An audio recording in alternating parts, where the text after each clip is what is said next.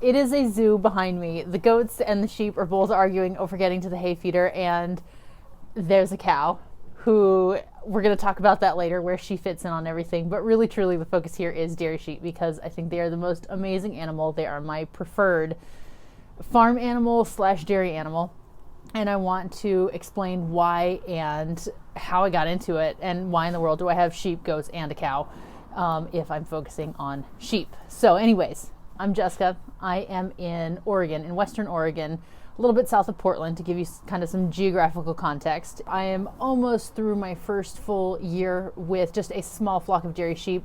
You will see goats in the background. I have 2 dairy goats, 2 Nubians. They're fighting with each other right now, who are actually going to their new home either this afternoon or tomorrow because sheep and goats mix together less than you would think. And we're going to talk about that in an upcoming video.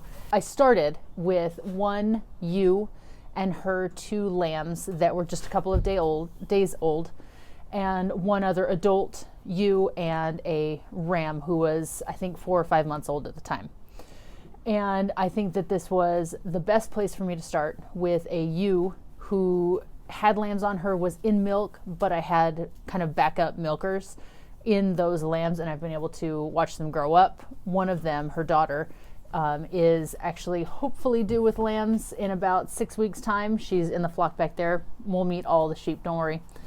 And my other 2 ewes, that original mom and the other adult ewe, are due to lamb in just a couple of weeks, which is really, really exciting. These will be our first lambs born here on the farm.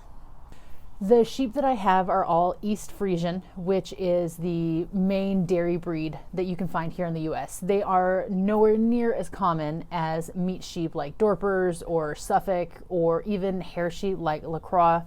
LaCroix, do you say it like the water? Do you not? Who knows? And Katahdin. Katahdin is one of the most recognizable names when you're talking about sheep, but those are all meat breeds, and I'm obviously focusing on the dairy breeds, which for me are the East Friesian.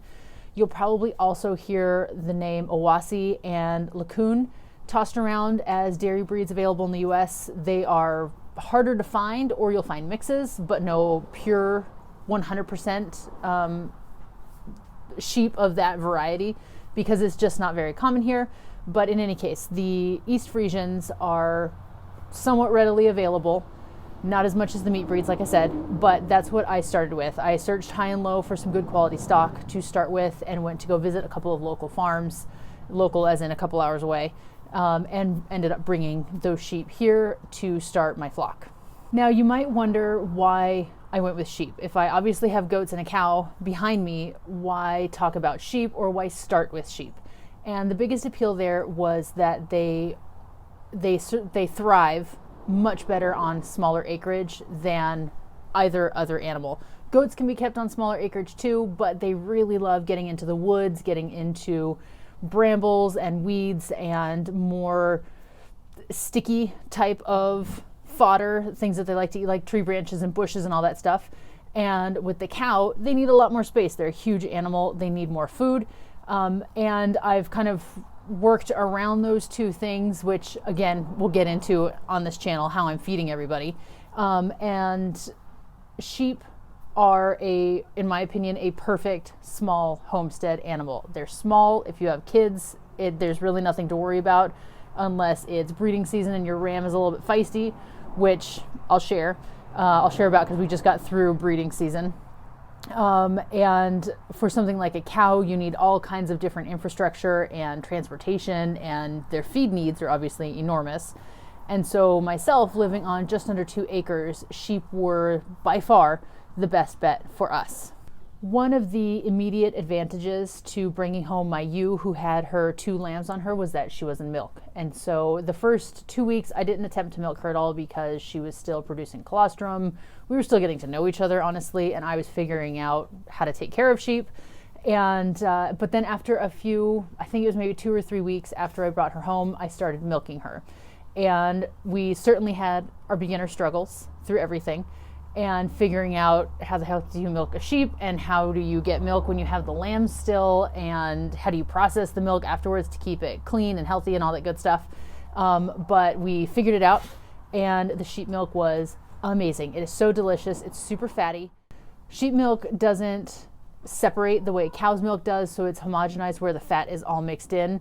You can get a little bit of cream off the top, but it's nothing like with cow milk. And milking her was super easy because she is a sheep. She's much, much smaller than that giant cow that you'll see if she's still hiding near the back. Nope, she walked off. So this breed of sheep is about 150-ish pounds, give or take. Of course, the rams can be bigger, some ewes can be smaller, but very manageable for an adult and not too intimidating, like I said, for smaller kids. My kids are 3 and 5, so that's definitely a primary thought when we are bringing animals onto the farm. There go my goats bullying the sheep, but after today, that shouldn't be an issue anymore. So to get started with these sheep, I did a ton of research.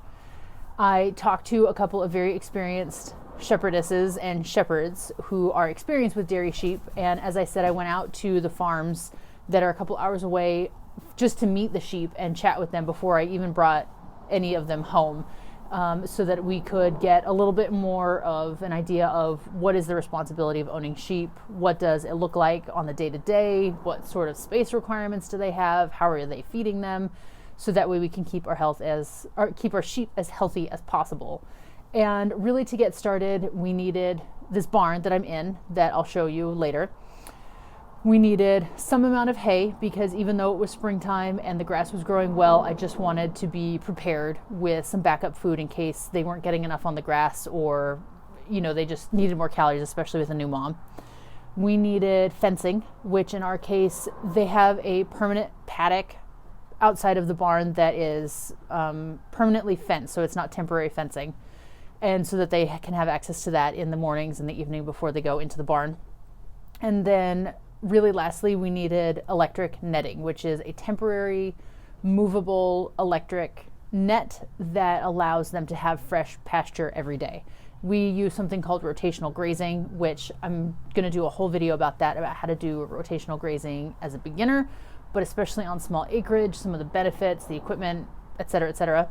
And then beyond that, really just like water buckets and some straw to put down on the barn floor so that they could stay nice and clean and warm.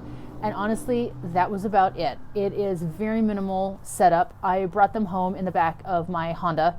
It's HRV, so it's got like a hatchback and you can fold the seats down. And so I threw down a tarp, threw down some straw. I brought a dog crate to put the lambs in, and then my ewe, Frankie, the mom, she rode next to the dog crate. I wanted the lambs safe and sound in the doggy crate, and then she could obviously smell them and see them through the grates on the crate. And I didn't need a trailer. I didn't need to borrow one or ask somebody else to bring them home, unlike getting a cow. Getting a cow is a much bigger to-do, and even the goats, honestly, I brought home in the back of my car. And so sheep are so versatile. They're easy to transport. They're so gentle. Their personalities are amazing. And I just think they were a great place for us to start with dairy. And I think if you stick around and learn more about them, they could be an awesome place for you to start with dairy as well, especially if you're on small acreage or you don't like goats or goat milk. And if you have small kids, sheep tick all of the boxes, in my opinion.